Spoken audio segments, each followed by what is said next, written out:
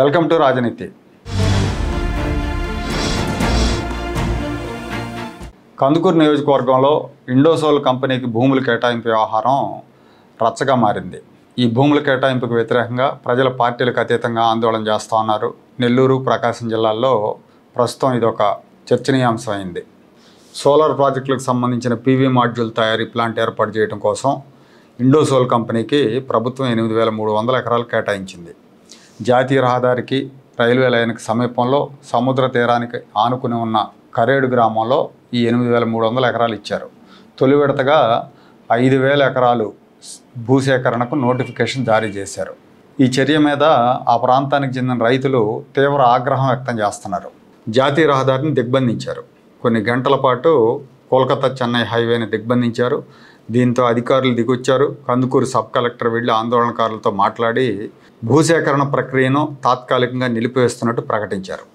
అసలు ఈ భూ కేటాయింపులకు అంకురార్పణ జగన్మోహన్ రెడ్డి సీఎంగా ఉన్నప్పుడు జరిగింది. ఇప్పుడు కూటమి ప్రభుత్వం దీన్ని మరింత విస్తృతంగా ముందుకు తీసుకుపోతోంది. జగన్మోహన్ రెడ్డి ముఖ్యమంత్రిగా ఉన్నప్పుడు ఏపీ విద్యుత్ రంగంలో షిరిడి సాయి ఎలక్ట్రికల్స్ హవా నడిచింది. ఈ షిరిడి సాయి ఎలక్ట్రికల్స్ అధినేత నర్రెడ్డి విశ్వేశ్వరరెడ్డి జగన్మోహన్ రెడ్డికి సన్నిహితుడని, ఈ కంపెనీలో అవినాష్ రెడ్డికి వాటాలున్నాయన్న ప్రచారం కూడా ఉంది. ఈ కంపెనీకి అప్పట్లో రాష్ట్ర ప్రభుత్వం ట్రాన్స్ఫార్మర్ల సప్లై కాంట్రాక్ట్ ఇచ్చింది. పొరుగు రాష్ట్రాలైన తమిళనాడు, తెలంగాణ రాష్ట్రాలు కొన్న ధర కంటే కూడా ట్రాన్స్ఫార్మర్లను రెట్టింపు ధర చెల్లించి రాష్ట్ర ప్రభుత్వం ఈ కంపెనీ దగ్గర కొనుగోలు చేసింది. అప్పట్లోనే దీని మీద పెద్ద ఎత్తున విమర్శలు వచ్చినాయి. ఈ కంపెనీ యాజమాన్యం జగన్మోహన్ రెడ్డికి దగ్గర వాళ్ళు కావడంతోనే వాళ్ళకి లబ్ధి చేకూరే విధంగా నిర్ణయం తీసుకున్నారు, ప్రజల మీద భారం వేశారన్న విమర్శలు వచ్చినాయి. అప్పుడు ఇదే నర్రెడ్డి విశ్వేశ్వరరెడ్డికి చెందిన మరో కంపెనీ ఇండోసోల్ కంపెనీ. ఇండోసోల్ కంపెనీకి సౌర విద్యుత్ తయారీకి జగన్మోహన్ రెడ్డి హయాంలో వేలాది ఎకరాలు కట్టబెట్టారు. కందుకూరు నియోజకవర్గంలో సోలార్ మాడ్యూల్స్ తయారు చేసే ప్లాంట్ కోసం 5,000 ఎకరాలు కేటాయించారు. ఆ 5,000 ఎకరాలు కూడా తీర ప్రాంతంలో కేటాయించారు. ఎక్కడో వెనకాల డ్రైల్యాండ్స్లోనో మెట్ట ప్రాంతాల్లోనో కేటాయించలేదు. ప్రభుత్వ చర్య మీద అప్పట్లో పెద్ద ఎత్తున వ్యతిరేకత వ్యక్తమైంది. అయితే కూటమి ప్రభుత్వం వచ్చిన తర్వాత ఈ షిరిడి సాయి ఎలక్ట్రికల్స్ ఇండోసోల్కు సంబంధించిన కేటాయింపులు రద్దు చేస్తారు, ఈ కేటాయింపుల మీద విచారణ జరుపుతారని అందరూ ఆశించారు. అయితే అందరినీ సంభ్రమాశ్చర్యాలకు గురి చేస్తూ ఈ కంపెనీ ప్రాజెక్టులను కొనసాగించడమే కాకుండా కొత్త ప్రాజెక్టులు కూడా ఇచ్చింది ఈ ప్రభుత్వం. జగన్మోహన్ రెడ్డి ఇండోసోల్ కంపెనీకి రామాయపట్నం సమీపంలో 5,000 ఎకరాలు భూములు కేటాయించారు.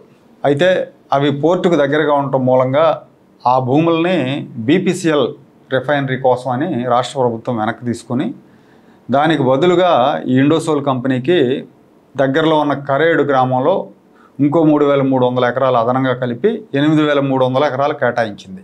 ఇక్కడ భూములు చాలా సారవంతమైన భూములు, 20-30 అడుగుల లోతులోనే బోర్లు పడతాయి. వేరుశనగ పంట విపరీతంగా పండుతుంది. చెప్తే నమ్మరు, ఎకరా కౌలు 70,000 నుంచి 75,000 ఉంటుంది ఆ గ్రామంలో. ఆ భూముల్లో కొంత భాగంలో సపోటా, మామిడి తోటలు కూడా ఉన్నాయి. ఎకరం ధర మార్కెట్ ధర 40 లక్షలు ఉంటుంది. గవర్నమెంట్ వాల్యూ అయితే 6 నుంచి 7 లక్షలు ఉంటుంది. సో ఇప్పుడు ఈ భూసేకరణలో 3 రెట్లు కాంపెన్సేషన్ ఇచ్చినా కూడా ఎకరం 18 లక్షల నుంచి 20 లక్షల వరకు రైతులకు దక్కుతుంది. అంటే ఇంకో 20 లక్షలు నష్టపోతారు రైతులు. అందుకే భూములు ఇవ్వడానికి రైతులు ఇష్టపడలేదు. ప్రభుత్వం మొండిగా ముందుకెళ్తే ఉద్యమించడానికి సిద్ధం అంటున్నారు. మొన్న జరిగిన జాతీయ రహదారి దిగ్బంధన కార్యక్రమానికి ఏ పార్టీ పిలుపునివ్వాల, రైతులు స్వచ్ఛందంగా వచ్చారు. రైతులంతా పెద్ద ఎత్తున వచ్చిన తర్వాత పార్టీలు ఓన్ చేసుకునే ప్రయత్నం చేసినాయి. అక్కడ ప్రకాశం జిల్లాలో అత్యంత పొడవైన తీర ప్రాంతం ఉంది. దాదాపు 110 కిలోమీటర్లు ఉంటుంది. ఇందులో ఒంగోలు నుంచి ఉత్తరాన గుంటూరు జిల్లా సరిహద్దుల వరకు అప్పట్లో వైఎస్ రాజశేఖర రెడ్డి వ్యాన్పిక్ కంపెనీకి కట్టబెట్టాడు. ఆ తర్వాత అదంతా కూడా ఆ వ్యవహారం న్యాయపరమైన వివాదాలు చిక్కుకుపోయింది.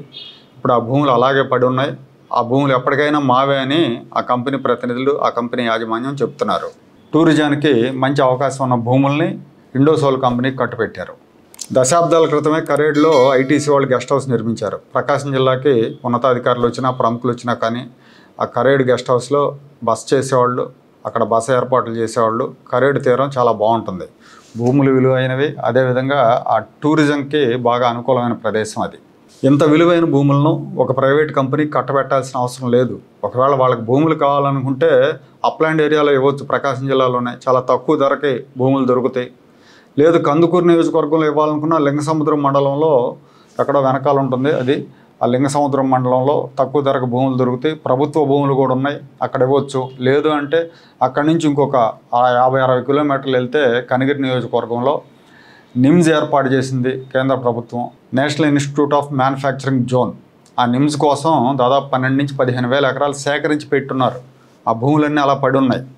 ఆ భూములైనా ఇవ్వచ్చు, లేదా దొనకొండ ప్రాంతంలో అయినా ఇవ్వచ్చు. కానీ జాతీయ రహదారికి సముద్ర తీరానికి మధ్యన ఉన్న విలువైన భూములను ఈ కంపెనీకి కట్టబెట్టారు. జగన్మోహన్ రెడ్డి 5,000 ఎకరాలు ఇస్తే ఇప్పుడు ఈ కూటమి ప్రభుత్వం 8,300 ఎకరాలు ఇస్తుంది. ప్రకాశం జిల్లా దక్షిణ సరిహద్దులో ఉన్న తీరాన్ని ఆ కంపెనీకి కట్టబెడుతున్నారు. ఇది రైతుల పొట్ట కొట్టడమే. పైగా జగన్మోహన్ రెడ్డి సన్నిహితుల కంపెనీకి విలువైన భూములు కట్టబెడుతున్న చంద్రబాబు నాయుడు అనే విమర్శ కూడా వస్తుంది. ఈ కంపెనీ తరపున ఆ గ్రామంలో లైజానింగ్ చేస్తున్న వాళ్ళు కూడా స్థానిక వైఎస్ఆర్ కాంగ్రెస్ పార్టీ నాయకులే. కందుకూరు ఎమ్మెల్యే ఈ ఉద్యమానికి నాయకత్వం వహించిన నేతల మీద పోలీసుల ద్వారా బెదిరింపులకు పాల్పడుతున్నారు. అగ్రనాయకత్వం మెప్పు కోసం ఎమ్మెల్యే ఇలాంటి చర్యలకు పాల్పడితే ఒక్కసారి ఎమ్మెల్యేగా మిగిలిపోతాడు. దాదాపు 12,000 మంది ఓటర్లున్న కరేడు గ్రామం కందుకూరు నియోజకవర్గంలో కీలకమైన గ్రామం. ఇక్కడ తేడా కొట్టిందంటే తెలుగుదేశం పార్టీ కందుకూరు నియోజకవర్గాన్ని శాశ్వతంగా మర్చిపోవాలి. ఒక్క కందుకూరే కాదు, అటుపక్కున్న కావలి, ఇటుపక్కున్న కొండేపి, ఈ నియోజకవర్గాల మీద కూడా ఈ భూసేకరణ ఎఫెక్ట్ పడుతుంది. ఆ కంపెనీకి ఇవ్వాలనుకుంటే ప్రకాశం జిల్లాలో అప్లాండ్ ఏరియాస్, మెట్ట ప్రాంతాల్లో చాలా తక్కువ ధరకు భూములు దొరుకుతాయి. ఆంధ్రప్రదేశ్ రాష్ట్రంలోనే అత్యంత చౌక ధరకు భూములు దొరుకుతాయి ప్రకాశం జిల్లా అప్లాండ్ ఏరియాలో. కనిగిరి సమీపంలో నిమ్స్ దగ్గర, లేదంటే దొనకొండ సమీపంలోనూ భూములు ఇవ్వచ్చు. రైతులు కూడా అక్కడ వాల్యూస్ తక్కువ, మార్కెట్ వాల్యూస్ కూడా తక్కువ ఉంటాయి కాబట్టి భూములు ఇవ్వడానికి సిద్ధంగా ఉంటారు. కాబట్టి ఈ విషయంలో ప్రభుత్వం మొండిగా వ్యవహరించకుండా విజ్ఞతతో ఒక మంచి నిర్ణయం తీసుకోవాలి.